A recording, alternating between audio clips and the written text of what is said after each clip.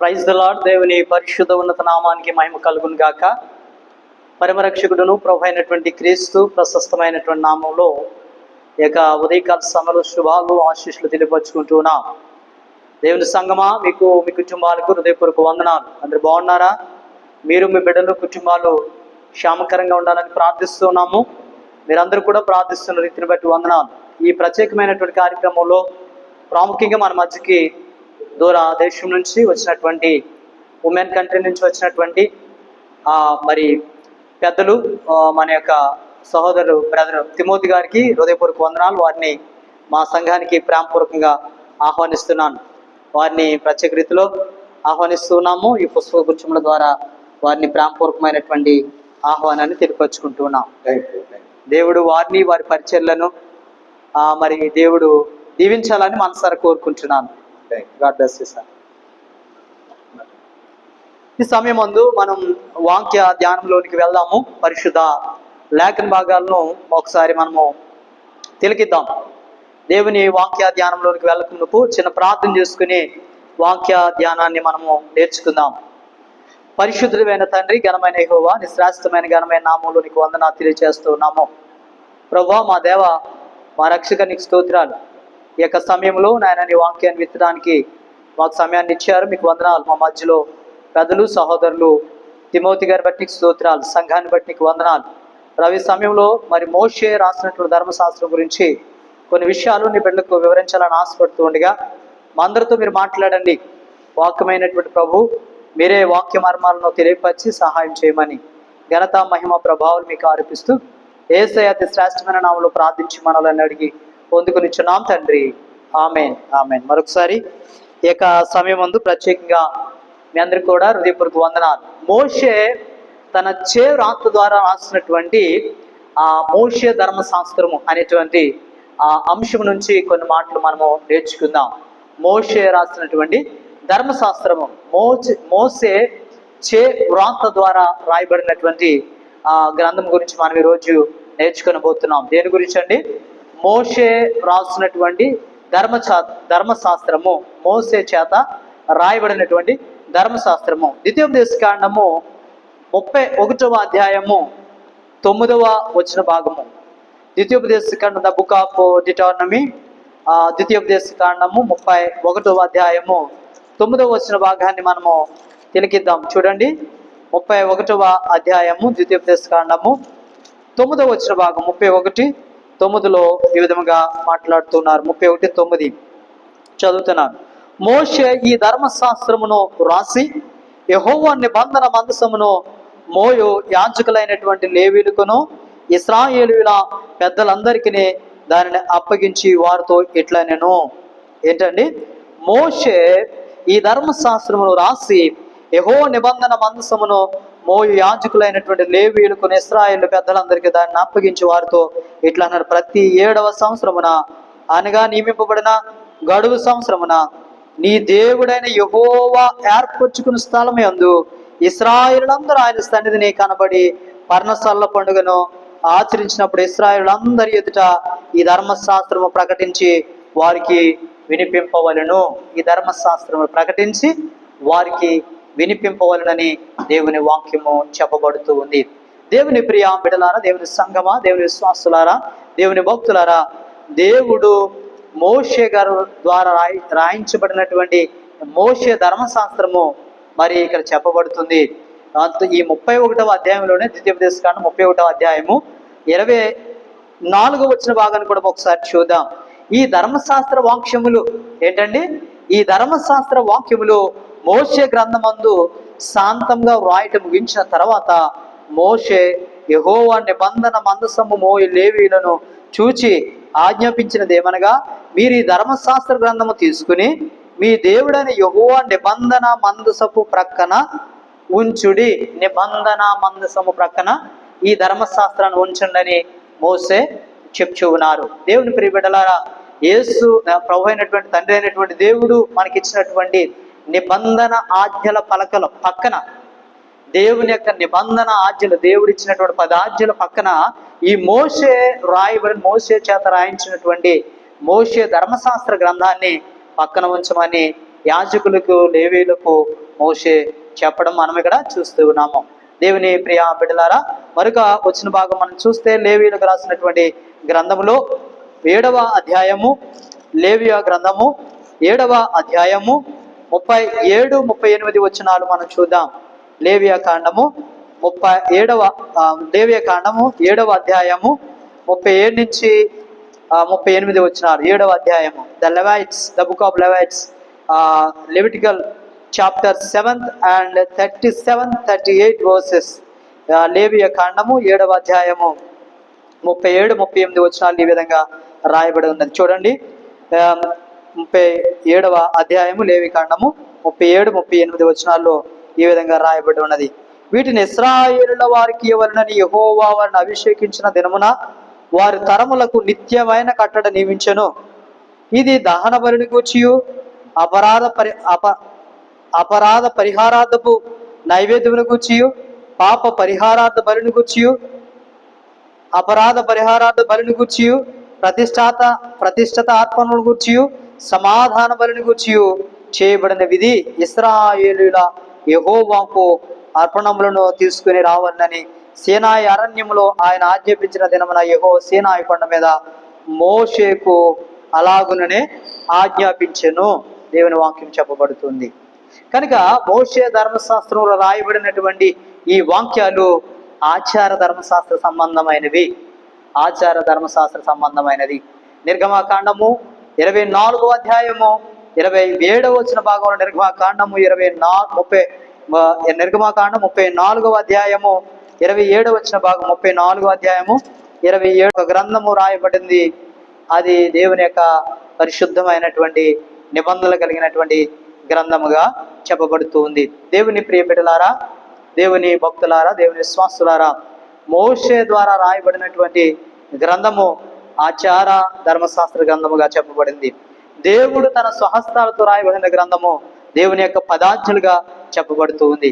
ఇక్కడ దేవుని వాక్యం చెప్తూ ఉంది. ద్వితీయోపదేశ కాండంలో దేవుని ప్రియ బిడ్డలారా, 31వ అధ్యాయము, ద్వితీయోపదేశ కాండం 31వ అధ్యాయము 25, 26 వచనాల్లో మనం చూసాము. ద్వితీయోపదేశ కాండము 31వ అధ్యాయము 25, 26 వచనాల్లో పరిశుద్ధమైనటువంటి పరిశుద్ధుడైనటువంటి దేవుడు తన భక్తులతో చెప్పడానికి మోషే ద్వారా రాయబడినటువంటి విషయాలు మోషేకి దేవుడు అనుగ్రహించాడు. ద్వితీయోపదేశ కాండము 31వ అధ్యాయము 25, 26 వచనాల్లో ఈ విధంగా ఉన్నది. చూడండి, శాంతముగా రాయటం ముగించిన తర్వాత మోసే యెహోవా నిబంధన మందసం మోయు లేవీయులను ఆజ్ఞాపించిన దమనగా మీరు ఈ ధర్మశాస్త్ర గ్రంథమును తీసుకుని మీ దేవుడైన యెహోవా నిబంధన మందసం ప్రక్కన ఉంచండి. దేవుడైన యెహోవా నిబంధన మందసం పక్కన మీరు ఉంచండి. అది అక్కడ నీ మీద సాక్షార్థముగా ఉండును. నీ తిరుగుబాటును నీ మూర్ఖత్వమును నేను ఎరుగుదును. నేడు నేను ఇంకా సజీవుడినై మీతో ఉండగానే ఇదిగో మీరు యెహోవా మీద తిరుగుబాటు చేసిరి అని వాక్యం చెప్పబడుతుంది. దేవుని మీద తిరుగుబాటు చేసినటువంటి ప్రజలకు శిక్ష తప్పలేదు. దేవుని ప్రియబిడ్డలారా, దేవుని వాక్యము చెప్తుంది. చూడు, నిబంధన మందసం ప్రక్కన దేవుని యొక్క మోషే గారి ద్వారా రాయబడినటువంటి ఆచార్య ధర్మశాస్త్రమును ఇక్కడ తెలియపరచు ఉంది. అయితే యేసుక్రీస్తు శిలువ మరణం వరకు మాత్రమే ఇవి ఉండనని హెబ్రీలకు రాసిన పత్రికలో 10వ అధ్యాయము 1వ వచన భాగం, హెబ్రీలకు రాసిన పత్రిక 10వ అధ్యాయము 1వ వచన భాగంలో ఈ విధముగా ఉన్నది. హెబ్రీలు రాసిన పత్రిక 10వ అధ్యాయము 1వ వచనము, తర్వాత హెబ్రీలు రాసిన పత్రిక 9వ అధ్యాయము 9వ వచనము చూద్దాము. హెబ్రీలు రాసిన పత్రిక 10వ అధ్యాయం 1వ వచనం చూద్దాం. ధర్మశాస్త్రము రాబోచున్న మేలుల ఛాయగలదే గాని ఆ వస్తువుల నిజ స్వరూపము గలది కాదు గనుక ఆ యాజకులు ఏటేటా ఎడతెక్కకుండా అర్పించు ఒక్కటే విధమైన బలులు వాటిని తెచ్చు వారికి ఎన్నడను సంపూర్ణ సిద్ధి కలగజేయు నేరవు.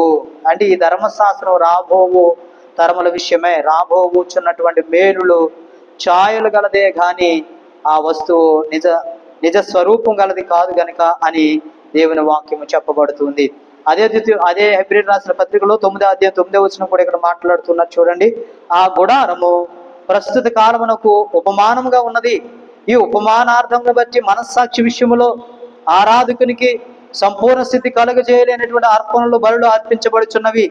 ఇది దిద్దుబాటు జరుగు కాలం వచ్చే వరకు విధింపబడి అన్నపానములతో నానా విధములైనటువంటి ప్రక్షాళనలతో సంబంధించిన శరీరాచారములు మాత్రమే అని వాక్యం చెప్పబడుతుంది. శరీర ఆచారములు మాత్రమే.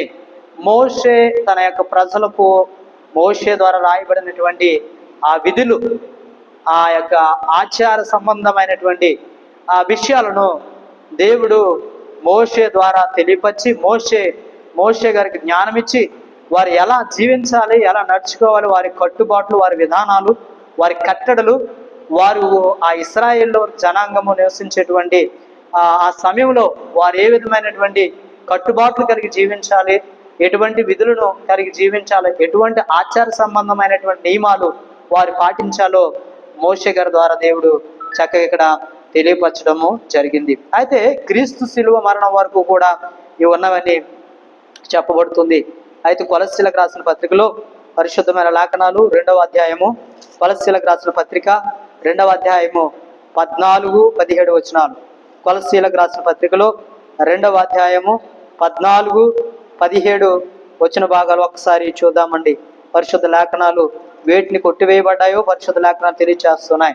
క్రీస్తు శిలువ మరణం వరకు మాత్రమే ఉన్నవని ఇక్కడ కొలస్సీలకు రాసిన పత్రికలో 2వ అధ్యాయము 14-17 వచ్చిన భాగాలు చూడండి. ఇక్కడ అంటున్నారు వాక్యం చెప్పడం, మరియు అపరాధముల వలనను శరీరమందు సున్నతి పొందక ఇనుటి వలనను మీరు మృతులై ఉండగా దేవుడు రాత రూపకమైనటువంటి ఆజ్ఞల వలన మన మీద రుణముగాను మనకు విరోధముగాను నుండినటువంటి పత్రములను మేకులతో సిలువకు కొట్టి దాని మీద చేవ్రాత తుడిచివేసి మనకు అడ్డము లేకుండా దాన్ని ఎత్తివేసినటువంటి మన అపరాధములన్నిటిని క్షమించి ఆయనతో కూడా మిమ్మల్ని జీవింపజేసను. ఆయన ప్రధానులను అధికారులను నిరపరాధులుగా చేసి సిలువ చేత జయస్వాముతో వారిని పచ్చి తెచ్చి బాహటముగా వేడుకకు కనబరిచెను. ఇక్కడ చూడండి, ఇక్కడ ప్రభు అయినటువంటి యేసు క్రీస్తు వారు సిలువ మ్రానుపై వేలాడి చూడండి, రుణముగాను మనకు విరోధముగా ఉండినటువంటి పత్రములు, ఏ పత్రములు? ఆచార సంబంధమైనటువంటి ధర్మాన్ని, ఆచార సంబంధమైనటువంటి విధానాన్ని, ఆచార సంబంధమైనటువంటి మోసే రాసినటువంటి ఆచార ధర్మశాస్త్రాన్ని ఇక్కడ అంటున్నాడు తుడిచివేసి అడ్డము లేకుండా సిలువకు కొట్టి దాని మీద చేవ్రాతను తుడిచి మనకు అడ్డము లేకుండా దాన్ని ఎత్తివేసాను. దేవుడు ఏర్పాటు చేసినటువంటి నిబంధన ఆ పలకలు కాదండి. అంటే దేవుడు ఇచ్చిన పదాజ్ఞను దేవుడు కొట్టువేయలేదు, కానీ మోసే చేత రాయించబడినటువంటి మరి ధర్మశాస్త్ర గ్రంథాన్ని కొట్టువేసినట్లుగా ఆచార సంబంధమైనటువంటి రుణపత్రాలను, ఇక్కడ ఏం పిలవబడిందంటే రుణపత్రాలను కొట్టువేసినట్లుగా మనం చూస్తూ ఉన్నాము. మరొక వచ్చిన భాగంలో హెబ్రీయులకు రాసిన పత్రిక 7వ అధ్యాయం 16 వచ్చిన భాగాన్ని మనం కనుక చూసినట్లయితే పరిశుద్ధ లేఖన భాగాల్లో 7వ అధ్యాయం హెబ్రీయులకు రాసిన పత్రిక 7వ అధ్యాయము 16 వచ్చిన భాగాన్ని ఒకసారి మనం చూద్దాం. 7వ అధ్యాయము 16 వచ్చిన భాగం కనుక మనం చూస్తే ఒకసారి చూద్దాం. 7:16లో మాట్లాడుతున్న మాట ఏంటంటే, మరియు శరీరానుసారముగా నెరవేర్చబడు ఆజ్ఞలు గల ధర్మశాస్త్రుని బట్టి కాక నాశనము లేని జీవమునకున్న శక్తిని బట్టి నియమింపబడి మెల్కీషెదెకు పోలిన వాడైనటువంటి వేరొక యాజకుడు వచ్చి క్రమం చెప్పిన యాజకుడివై ఉన్నావు. కాబట్టి ఇక్కడ ఆజ్ఞలు గల ధర్మశాస్త్రం బట్టి కాక నాశనము లేని జీవమునకున్నటువంటి శక్తిని బట్టి నియమింపబడి మెల్కీషెదెకు పాలువాడైనటువంటి పోలిన వాడైనటువంటి వేరొక యాజకుడు వచ్చి ఉన్నాడు. కావున మేము చెప్పినటువంటి సంగతి మరింత విషాదమై ఉన్నదని ఏలయనగా నీవు నిరంతరము మెల్కీషెదెకు క్రమం చెప్పిన ఉన్నారని దేవుని వాక్యము చెప్పబడుతుంది. కనుక ఇది దేవుడిచ్చినటువంటి ఆజ్ఞలుగా ఇక్కడ దేవుని వాక్యము చెప్పబడుతుంది. అతిక్రమమును బట్టి తర్వాత గలతీ రాసిన పత్రికలో 3వ అధ్యాయం 9వ వచనంలో మరి అతిక్రమమును బట్టి తర్వాత చేర్చబడినదని దేవుని వాక్యము చెప్పబడుతుంది. గలతీలకు రాసిన పత్రికలో 3వ అధ్యాయము 9వ వచన భాగం చూసినట్లయితే గలతీలకు రాసినటువంటి పత్రిక 3వ అధ్యాయం 9వ వచనంలో నీ యందు అన్యజనులందరూ ఆశీర్వదింపబడుదురని అబ్రాహామునకు సువార్తను ముందుగా ప్రకటించెను. కాబట్టి విశ్వాస సంబంధులే విశ్వాసం గల అబ్రాహాముతో కూడా ఆశీర్వదింపబడుదురు. ధర్మశాస్త్రం విధించిన క్రియలకు సంబంధులకు శాపమునకు లోనై ఉన్నారు. ఎందుకనగా ధర్మశాస్త్ర గ్రంథమందు రాయబడినటువంటి విధులన్నీ చేయుట యందు నిలకడగా ఉండని ప్రతి వాడును శాపగ్రస్తుడు అని రాయబడి ఉన్నది. ధర్మశాస్త్రము చేత ఎవడను దేవుని ఎదుటి నీతిమంతుడిగా తీర్చబడును సంగతి స్పష్టమే. నీతిమంతుడు విశ్వాసం మూలంగా జీవించిన గాని ధర్మశాస్త్రము విశ్వాస సంబంధమైనది కాదు గాని దాని విధులను ఆచరించేవాడు వాటి వలనే జీవించినని దేవుని వాక్యం చెప్పబడుతుంది. కనుక మరి విశ్వాసానికి కర్త, దాన్ని కొనసాగించేవాడునైనటువంటి ప్రభు అయినటువంటి యేసుక్రీస్తు యందు విశ్వాసం ఉంచాలి. దేవుని యొక్క ధర్మశాస్త్ర సంబంధమైన నీతి ఆజ్ఞలను మనం పాటించాలి. ఆచార సంబంధమైనటువంటి ఆజ్ఞలు కాదు కానీ నీతి ధర్మశాస్త్రాన్ని మనము పాటించాలని దేవుని వాక్యం చెప్తూ ఉంది. మరొక వచ్చిన భాగంలో ఎపిసిలకు రాసిన పత్రిక, దేవుని ప్రియబిడ్డలారా, ఎపిసి రాసిన పత్రికలో 12వ వచ్చిన భాగం చెప్పదు, ఏలయనగా మనము పోరాడినది శరీరులతో కాదు కానీ ప్రధానులతో కానీ అధికారులతో, ప్రస్తుత అంధకార సంబంధమైన లోకనాథులతో, ఆకాశమండుతున్న దురాత్మ శక్తుల సమూహములతో పోరాడుచున్నామని దేవుని వాక్యము చెప్పబడుతుంది. మరొక వచ్చిన భాగంలో చివరిగా 1 కొరింథీయులకు రాసిన పత్రిక 7వ అధ్యాయము 19వ వచ్చిన భాగం, 1 కొరింథీయులకు రాసిన పత్రిక 7వ అధ్యాయము 19వ వచ్చిన భాగము, కొరింథీయులకు రాసినటువంటి మొదటి పత్రిక 7వ అధ్యాయము 19వ వచ్చిన భాగాన్ని మనక చూసినట్లయితే ఆశ్చర్యపోవలసినటువంటి అవసరము లేదని దేవుని వాక్యం చెప్పబడుతుంది. 1 కొరింథీయులకు రాసిన పత్రిక 7వ అధ్యాయము 19వ వచ్చిన భాగము ఒకసారి తిలకిద్దాం. 1 కొరింథీయులకు రాసిన పత్రిక 7వ అధ్యాయము 9వ వచ్చిన భాగంలో ఈ విధముగా రాయబడి ఉన్నది. దేవుని ప్రియబిడ్డలారా, 7వ అధ్యాయము 19వ వచనము చూడండి. దేవుని ఆజ్ఞలను అనుసరించుటయే ముఖ్యము గాని సున్నతి పొందుట యందు ఏమీ లేదు, సున్నతి పొందకపోవట యందు ఏమీ లేదు. ప్రతివాడు ఏ స్థితిలో పిలువబడినో ఆ స్థితిలోనే ఉండవలనో. దాసుడివై ఉండగా పిలువబడితవా, చింతపడవద్దు గాని స్వతంత్రుడకు శక్తి కలిగిన స్వతంత్రుడకు మరీ మంచిది. ప్రభువు నందు పిలువబడినటువంటి దాసుడు ప్రభువు వలన స్వాతంత్రము పొందినవాడు. ఆ ప్రకారము స్వతంత్రుడై ఉండి పిలువబడిన వాడు క్రీస్తు దాసుడు. మీరు విలువ పెట్టుకొనబడిన వారు గనక మనుషులకు దాసులు కాకుడి. సహోదరులారా, ప్రతి మనుషుడు ఏ స్థితిలో పిలువబడిన ఆ స్థితిలోని దేవునితో సహవాసం కలిగి ఉండవలనని దేవుని వాక్యము చెప్పబడుతుంది. మరి ప్రాముఖ్యంగా ఈ సమయంలో మరి చక్కటి వాక్యాన్ని అందించడానికి దేవుడు కృప చూపిన రీతిని బట్టి దేవునికి వందనాలు తెలియజేసుకుంటున్నాను. మోసే చేత రచించబడినటువంటి ఆ గ్రంథాలలో ఒకటి ఆచార సంబంధమైనటువంటి ధర్మశాస్త్రము రాయబడ్డది. రెండవది ప్రాముఖ్యంగా దేవుడిచ్చినటువంటి నిబంధనలు, పదాజ్ఞల గురించి రాయబడ్డది. అయితే మనం ఇంతవరకు నేర్చుకున్న విషయం ఏంటంటే మోషే ద్వారా రచించబడినటువంటి ధర్మశాస్త్ర గ్రంథం అది ఆచార సంబంధమైన గ్రంథము. కనుక దేవుని యందు విశ్వాసం ఉంచి దేవుని పదాజ్ఞలు పాటించి ఆజ్ఞాతిక్రమము చేయకుండా దేవునికి లోబడి మనం అందరూ కూడా జీవించినట్టుగా దేవుడు కృపా సహాయము సన్నిధి మనకు తోడై ఉండాలని కోరుకుంటూ నా మాటలను ముగిస్తూ ఉన్నాను. చెప్పబడినటువంటి మాటల ద్వారా దేవుడు మనలను, మన కుటుంబాలను, మన బిడ్డలందరూ కూడా దీవించి ఆశీర్వదించును గాక. ఆమేన్. God bless you. దేవుడు దీవించును గాక. మనకి దైవజనులు బ్రదర్ తిమోతి గారు ఉన్నారు. వారు దేవుని వాక్యాన్ని అందిస్తారు.